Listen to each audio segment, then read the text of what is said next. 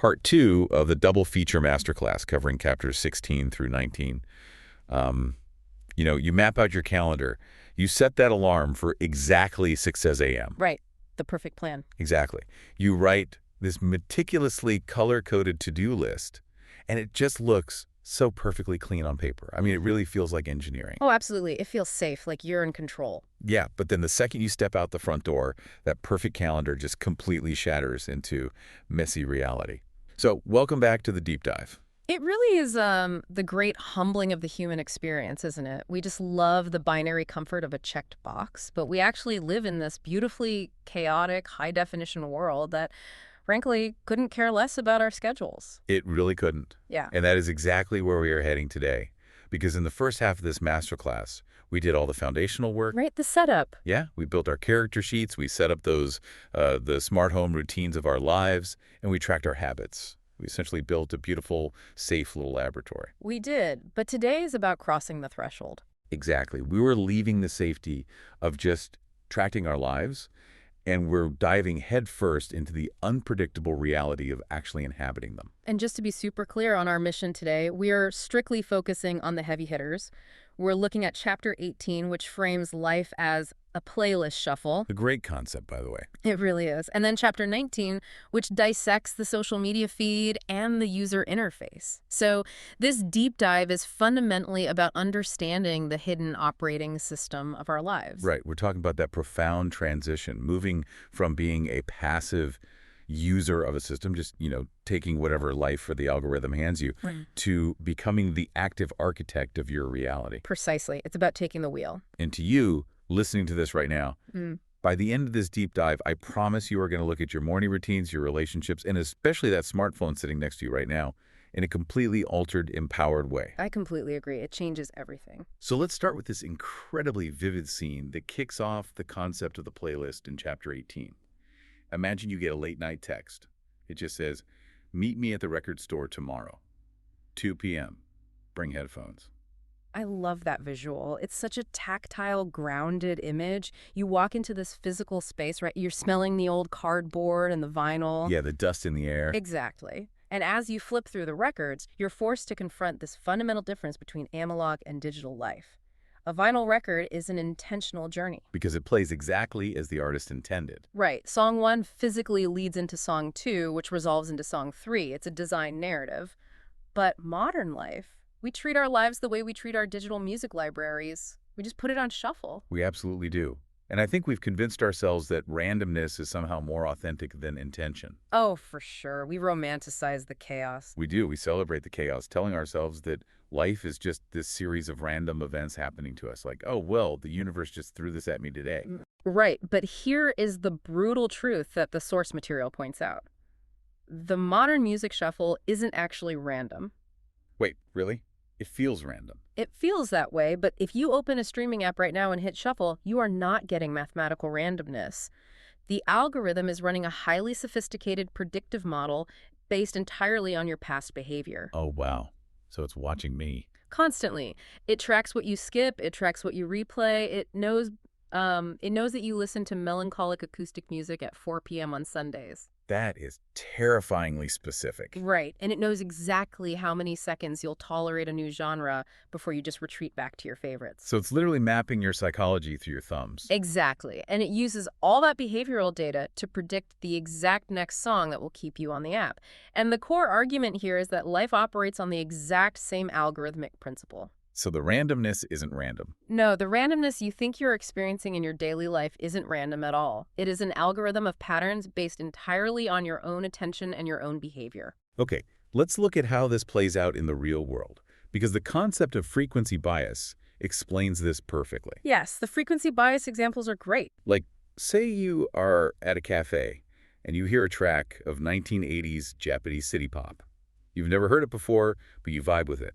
Suddenly, over the next week, you start seeing articles about Japanese city pop. Your friends randomly mention it? Exactly. It pops up in a documentary you are watching. Or, another classic example the text uses, you happen to notice the number 444 on a digital clock. Oh, the angel numbers. Everyone loves that one. Yes. And then suddenly you see 444 on license plates, on grocery receipts, on building addresses, like everywhere. And the immediate human instinct is to say, wow, the universe is sending me a sign. We just love to attach mystical significance to these moments. Because it makes us feel seen by the cosmos, right? Like we're the chosen ones. Exactly. We want to be the main character. But what is actually happening neurologically is totally different. Right, it's a biological mechanism, isn't it? It is. What's happening is a fascinating piece of biology called the reticular activating system, or the RAS. The RAS, okay. Yeah. So your brain is bombarded by roughly 11 million bits of information every single second. 11 million bits every second. Every single second. And if you actually processed all of it, your nervous system would just collapse. It would be total sensory overload. Right, you wouldn't be able to function. Exactly. So the RAS acts as this aggressive bouncer at the door of your conscious mind. It filters out almost everything, letting through only about 50 bits of information per second. Wow. 11 million down to 50. That is an incredibly aggressive bouncer. Highly aggressive. And how does the bouncer know what to let in? Well, it lets in whatever you have internally flagged as important. Ah, so when you notice the Japanese city pop. Right, or when you pause to look at the number 444, your subconscious cued that specific frequency. You essentially handed the bouncer a VIP list. Okay, that makes so much sense. Because you gave it attention, your brain is now actively, relentlessly filtering your reality to find matches. This is known as the Bader-Meinhof phenomenon. You aren't reading signs from the universe. You are reading your own algorithm. I think this is where a lot of people might bristle a bit, though. Because it feels exhausting to think that everything is a pattern. You can feel heavy, yeah. Like if I go out and buy a bright red car, and suddenly I see bright red cars at every single stoplight, I know the universe didn't suddenly spawn more red cars just for me. Right, they were always there. Exactly. Yeah. They were always there. So how do we distinguish between an actual meaningful pattern in our lives and just our brains playing filtering tricks on us? I mean, are we supposed to sit around analyzing every single coincidence? And that is the exact trap the book warns about. The secret here isn't to analyze the red car. Okay. The car itself is completely meaningless. The profound realization is noticing the mechanism itself. The algorithm is simply showing you what you have already told it matters. So it's about self-awareness. Yes. The revelation isn't, wow, there are so many red cars, but rather, wow, look at how terrifyingly efficient my brain is at highlighting whatever I tell it to focus on. Oh, wow. That shifts the whole perspective. It's really about the power of the filter. Precisely. Think about it. If you tell your brain to focus on grievances, slights, and reasons why you are failing, your RAS will filter those 11 million bits of data to highlight every single micro-expression of disappointment on your boss's face. Because you told it that's what's important. It will find the proof. It always finds the proof. But if you reprogram the algorithm, if you tell your brain to actively focus on opportunities or micro moments of gratitude or solutions, it will relentlessly filter reality to find those just as easily as it finds the red cars. That is just a staggering amount of power we have over our own perception. It really is. So if life is this cued algorithm based on our focus, how do we stop playing the songs that make us miserable? Because, you know, we all have those days or weeks where the playlist just completely tanks and we just can't seem to skip the track. To understand that, we really have to look at the cascade effect of the cue. Just like a streaming algorithm lines up music based on tempo and mood, events in your life cue each other. Right. It is rarely just one isolated bad thing happening out of nowhere. You build the sequence choice by choice. Let's walk through what that looks like in a real everyday morning. Okay, so song 1 plays. You hit snooze 3 times and wake up late. That sets the tempo. Because you are rushing, song 2 naturally cues up. You skip breakfast and just grab a coffee. Which, as we know, is a complete biological disaster. Exactly, because now we move seamlessly into song 3. Your blood glucose plummets, which spikes your cortisol. You are physically jittery and irritable. I know that feeling all too well. Right, which perfectly transitions into song 4. Hmm? A coworker asks a totally innocent question, and you just snap at them. And then the grand finale, song 5, you spend the rest of the afternoon drowning in shame and guilt for being a jerk. Which completely ruins your productivity. Yes. You didn't just have a bad day. You played the transition from one track to the next. You allowed the algorithm to autoplay based on the previous input. And when you're stuck in that cascade, the instinct is usually to try and brute force your way out of it. Oh, absolutely. The midnight panic. Yes. There is this highly relatable scenario from the text that we have all lived through. It's 3 a.m. You are lying in bed, staring at the ceiling, just panicked about the trajectory of your entire life. The existential dread hour. Exactly. And you decide, right then and there, that you are going to fix everything. You create 23 new metaphorical playlists in your mind. You name them things like The New Me, or Morning Routine God, or Flawless Execution. Right, you are aggressively trying to overwrite the software through sheer willpower. Yes. But what actually happens, despite all that willpower, your thumb, almost against your own volition, drifts right back to adding Mr. Brightside to every single one of those new playlists. You go right back to the familiar, melancholic, comfortable track. Exactly. So why can't we just will ourselves out of the pattern in the middle of the night? Why do we always revert? Because of the neurobiology of familiar pain. It really comes down to this process called myelination. Myelination. Yes. In your brain, the neural pathways you use most often get coded in myelin, which basically acts like insulation on an electrical wire. It makes that specific signal travel significantly faster and easier. So it's optimizing the route. Exactly. If your default response to stress is anxiety or self-criticism or retreating to a familiar, painful narrative, that pathway is heavily myelinated. It is a neurological superhighway. So at 3 a.m. when I'm exhausted, my brain is just taking the path of least resistance. That's it exactly. At 3 a.m., your prefrontal cortex, the logical, forward-thinking, decision-making part of your brain, is essentially powered down. You just do not have the cognitive energy required to take a machete and hack a brand new path through the jungle of your mind. Wow. Your brain defaults to the superhighway.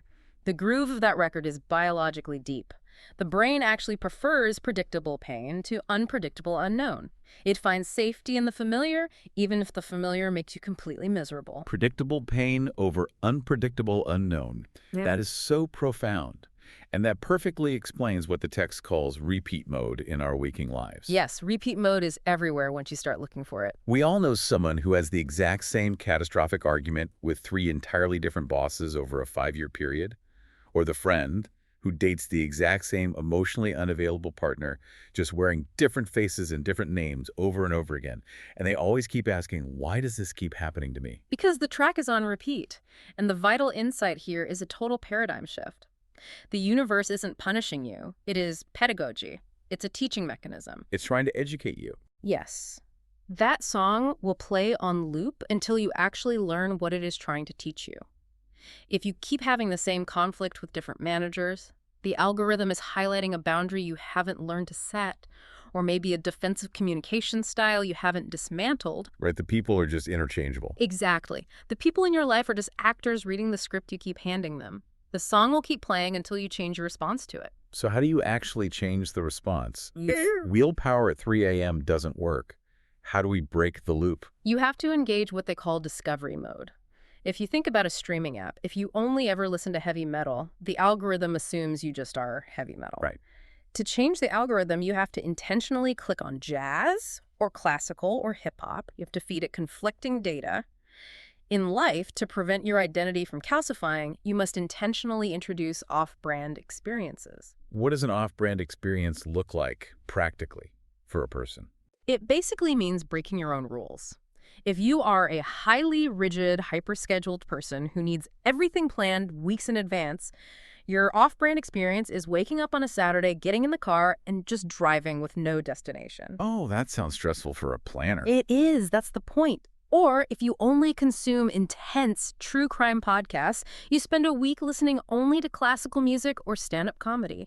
You have to actively shock your algorithm with new, contradictory data to keep your neural pathways flexible. You're forcing neuroplasticity. Exactly. You have to teach your own brain that you are capable of expanding beyond the superhighway. I love that. You have to confuse your own algorithm to prove you aren't a robot. Okay, so we've mapped out our individual cues and our internal neurology. But the reality is, we don't listen to the music of our lives in a vacuum. We are constantly sharing our headphones with other people. Which brings us to the concept of relationships as collaborative playlists. This is one of the most practical frameworks in the book for auditing the people in our lives. Every relationship you have, whether it's romantic, platonic, or professional, is essentially a shared Spotify account. Right. Both of you are constantly adding songs to the shared queue. And this requires a serious collaborative audit. You have to sit down and honestly ask yourself, who actually has edit access to my life. And more importantly, what are they adding to the queue? Are they queuing up tracks of anxiety, gossip, constant criticism, and workplace drama? Or are they adding tracks of joy, expansion, intellectual curiosity, and support? Let's make this really tangible because we see this all the time. Think about the concept of emotional contagion. Imagine your partner gets in the car to commute to work. They've had a peaceful morning. They're feeling good. The sun is A shining. great start to the day. Right. And the second you get in the passenger seat, you immediately start venting about a passive-aggressive email your boss sent you. And you are completely spiraling about office politics. You didn't just share a story. You hijacked the Bluetooth. Ouch. Yeah. You took their peaceful morning and blasted a heavy metal track of your own anxiety right into their speakers. That is a perfect example, and it forces us to ask a really uncomfortable question. Are we the toxic DJ? We are so quick to analyze how other people drain us, but it requires radical self-awareness to look at what we are actively adding to our shared cues. It really does. It's hard to look in the mirror like that. But once we've done that self-reflection, we also have to deal with the people who consistently hijack our Bluetooth. Yes. And here is a hard truth from the text about boundary setting. You are allowed to remove edit access. If someone is consistently adding toxic, draining tracks to your life, taking away their login isn't an act of cruelty, it is an act of responsible curation. You cannot control what songs people play in their own headphones. If they want to listen to drama and grievance all day long, that is their right. But they don't get to blast it in your space. Exactly. You have absolute authority over whether they are allowed to play it in yours. That is incredibly freeing. It's like saying, I love you, but you don't get the O chord in my car anymore. Exactly. And to maintain that level of curation, we utilize the 90-day listening history audit. Let's dive deep into this because this isn't just a quick little thought exercise. This is a real structural review of your life. How do we actually do a 90-day audit? Okay, so every quarter, you set aside dedicated time to look back at the last 3 months. You're looking at your life as a data set. You want to identify the peaks and the valleys. What qualifies as a peak or a valley in this context? Well, a peak isn't necessarily a massive vacation or a big promotion. A peak might be a random Tuesday where you just felt incredibly grounded, energized, and connected to your purpose. Just a really solid, good day. Right. And a valley might be a 2-week period where you just felt sluggish, resentful, and isolated. You identify these moments, and then you look at the triggers. What was queuing up before the peak? Were you sleeping 8 hours? Were you spending time with a specific friend who always makes you laugh? Were you taking walks without your phone? You look for the specific ingredients that led to the peak. Exactly. And you do the exact same thing for the valleys. What sparked the worst arguments? What preceded the burnout? Oh, I see here in the data that every time I have a valley, it's preceded by 3 nights of staying up past midnight doom scrolling on Twitter. So you find the pattern. You look at the actual history to learn from your behavior, and you use those insights to consciously update the algorithm for the next quarter. And this all culminates in what Chapter 18 calls the DJ mindset. Yes. The DJ mindset is the ultimate synthesis of managing your playlist. A DJ knows they cannot control every macro event. They can't control the acoustics of the room perfectly. They can't control if someone spills a drink on the dance floor. They can't control the weather outside. Right, those things are just handed to them. The unpredictable chaos we talked about at the very beginning. Right. But the DJ doesn't panic, because while they can't control the room, they control the booth. Oh, I love that distinction. As the DJ of your life, you control the volume. You decide how loud the criticism of a stranger gets to be in your head. You control the transitions. How smoothly do you move from a stressful workday into a relaxing evening with your family? You control what you put on repeat, the empowering narratives, the healthy habits, and you absolutely control what you skip. You are in the booth. You have your hands on the faders. It's such a powerful metaphor. Now, we've spent all this time talking about the playlist, the content of our lives, the relationships, the internal narratives. But none of that matters if we don't examine the device we're using to play it. The hardware itself. Exactly. Chapter 19 forces us to look at how we are consuming this content and how the very act of consumption is physically detaching us from reality. This is a crucial pivot in the masterclass. We are moving from the psychology of the music to the physical reality of the interface. And to ground this, picture this scenario from the text. You are sitting at a coffee shop with a friend. You are mid-conversation, and your phone is face up on the table next to your hand. Okay. and your eyes just keep darting to it every single time the screen lights up. Well, we've all been both people in this scenario. It's so common. Right.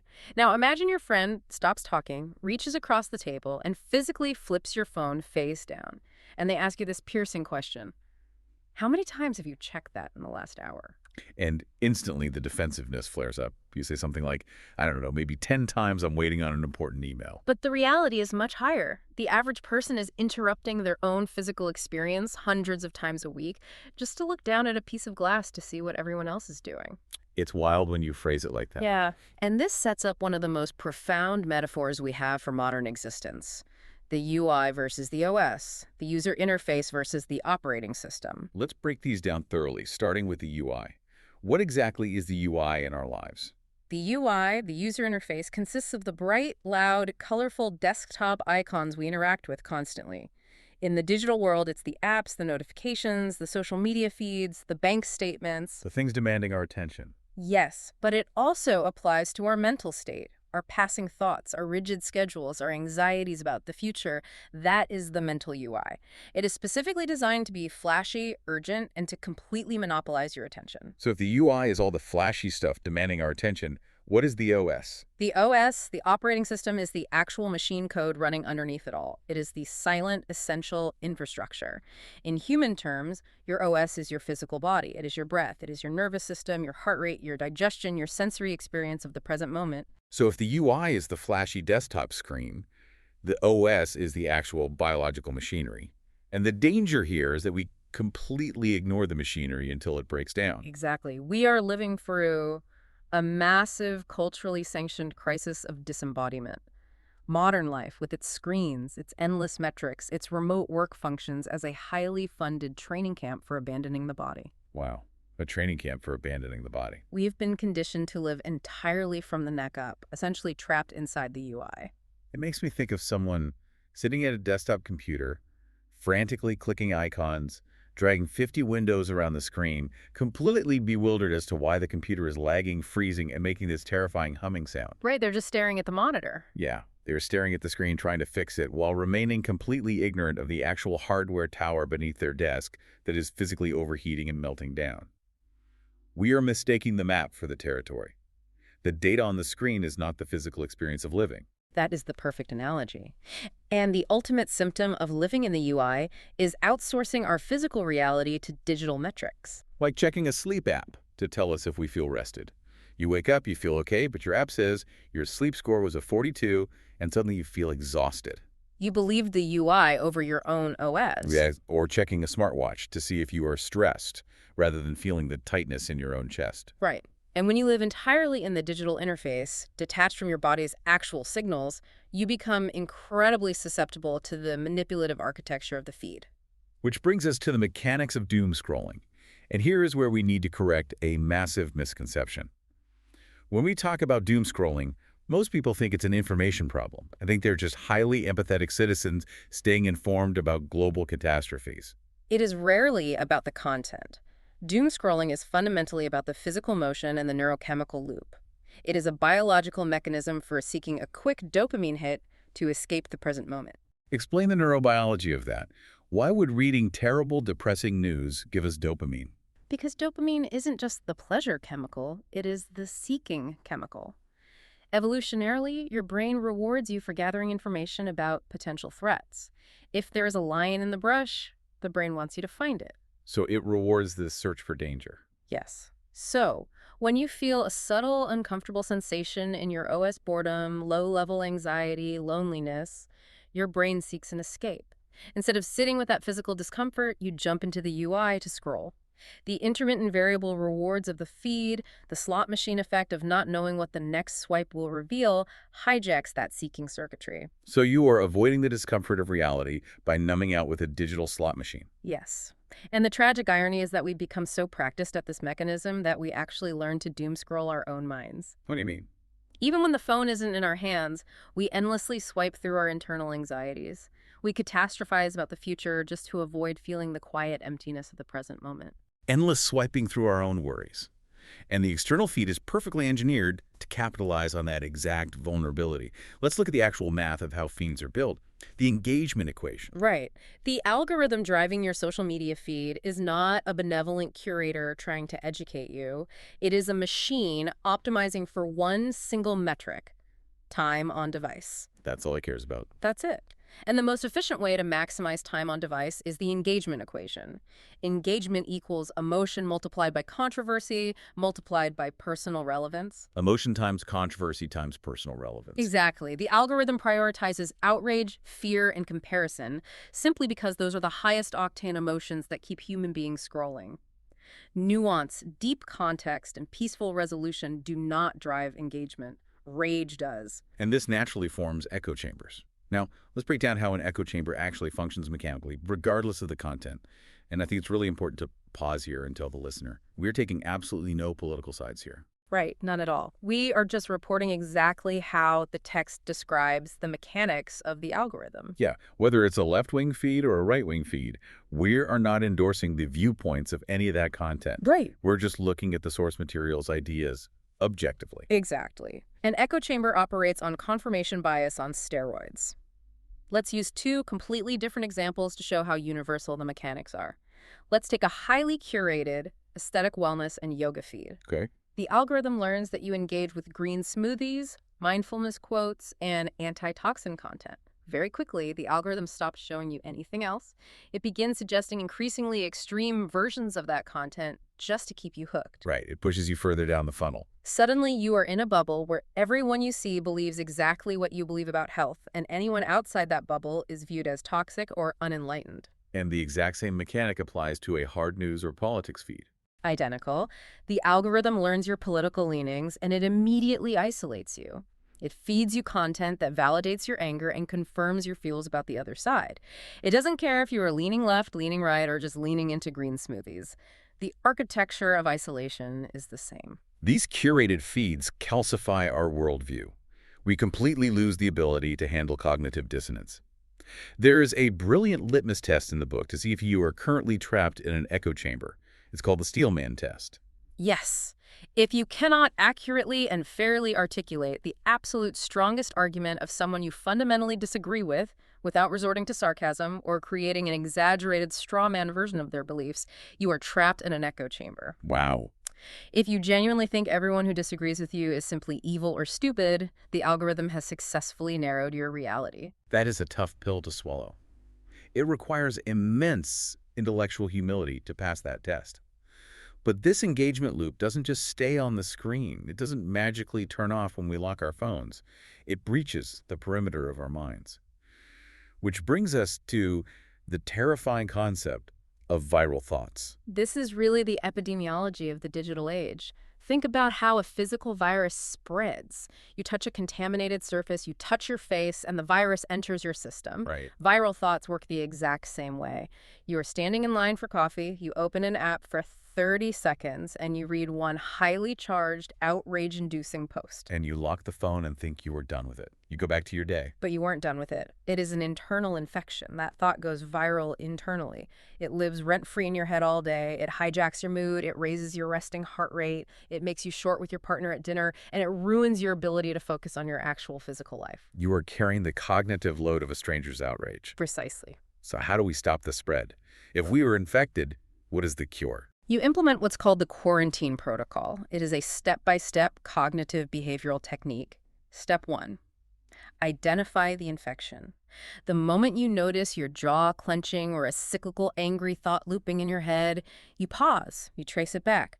Where did this thought actually come from? Oh, right. I read that tweet at 9 a.m. Exactly. Step 2, assess ownership. You explicitly ask yourself, is this actually mine to carry? Does this relate to my physical reality, my family, or my direct community? And almost always the answer is no. It usually has nothing to do with us. Right. Step 3, assess the damage. Acknowledge how the thought is physically making you feel in your OS. This is making my chest tight. And then the final step, the cure. Intentional discharge. You have to get the infection out of your mind. You write it down, you open a physical journal or even a notes app, and you physically externalize the thought. I am angry about X because I read Y.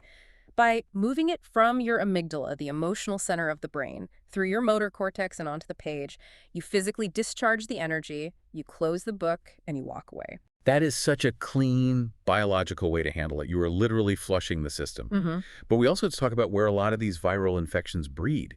The absolute swamp of the internet, the comment section. The comment section is where humanity's inner critic goes to play.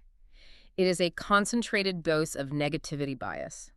When you habitually read the comment section, even if you never comment yourself, you are doing profound damage to your psyche. How so? Because you're just reading, right? You're not engaging. Because you internalize the troll voice. If you read hundreds of cynical, hypercritical, bad faith interpretations of other people's lives and content, that voice becomes the narrator in your own head. Oh, I see. Your internal dialogue becomes harsher, more defensive, and deeply cynical. You essentially poison the ecosystem of your own mind. Okay, I want to debate this for a second. The book suggests taking a strict 30-day fast from reading or writing comments entirely. But isn't engaging in public discourse part of being a responsible, informed citizen? I mean, if we see bad ideas, shouldn't we push back? If we just completely withdraw from the comment section, aren't we just burying our heads in the sand and abandoning the public square? That is the most common defense people use to justify staying in the swamp. But we have to be honest about the nature of the medium. Public commenting on social media is rarely about civic duty or genuine persuasion. It is overwhelmingly performative. So it's for the audience, not the person you're arguing with. Exactly. It is about signaling your virtue or your intellect to your own in-group. It is performative, not connective. Let me ask you, how many times have you genuinely changed your core beliefs because a stranger insulted you in a YouTube comment section? Never. Literally 0 times. Right. So the resolution here is about impact versus illusion. If you truly have something meaningful to say to someone, you say it directly to them. You send a private message, you write an email, or better yet, you have a physical conversation in your OS. Right, face to face. Withdrawing from the comment section isn't ignorance. It is the ultimate act of protecting your mental bandwidth. You are preserving your energy so you can engage in actual meaningful change in the physical world rather than wasting it on digital phantom arguments. That is incredibly clarifying. Keep your energy for the physical world. So we know the system is rigged to extract our attention. We know the UI is a trap. How do we reclaim our admin controls and actually rewrite the code? We implement the 15-minute weekly feed audit. It is highly practical, but it requires you to blend the UI with the OS. You sit down once a week and you open your most used apps. But instead of scrolling for content, you check the emotional impact. You change the lens you were looking through. Exactly. You scroll slowly, and instead of engaging with the ideas or the aesthetics, you pay strict, unwavering attention to your physical body, your OS. Embodied disruption. This is, without a doubt, my favorite realization from this entire deep dive. When you are truly embodied, when you are feeling your physical sensations, you don't need immense willpower to stop doom scrolling because you feel the dissonance of junk content immediately. It creates somatic markers. Yes, you see a rage bait post or a hyper-filtered lifestyle post that makes you feel inadequate, and you don't just think, I don't like this. Your chest physically tightens, your jaw clenches, your breathing gets shallow and rapid. Because you are anchored in your OS, your body naturally overrules the algorithm. Your body says, ouch, no. It forces you to close the app because it physically hurts to consume the content. The body is the ultimate truth pillar. The mind can be tricked by a clever argument or a flashy aesthetic. The mind will rationalize staying on the app, but the nervous system never lies. If it makes you tense, it is toxic to you, period. And applying that truth pillar, the audit asks you to take immediate action. Every week, you must unfollow at least 5 accounts that cause that physical tension in your OS. And consciously, intentionally, follow at least 1 account that actually nourishes you, something that makes you take a deep, relaxed breath. But the audit also reveals the most glaring, uncomfortable metric of all, the creator-to-consumer ratio. This is where we confront the reality of how we actually spend our time. When you look at your screen time data, the math is often devastating.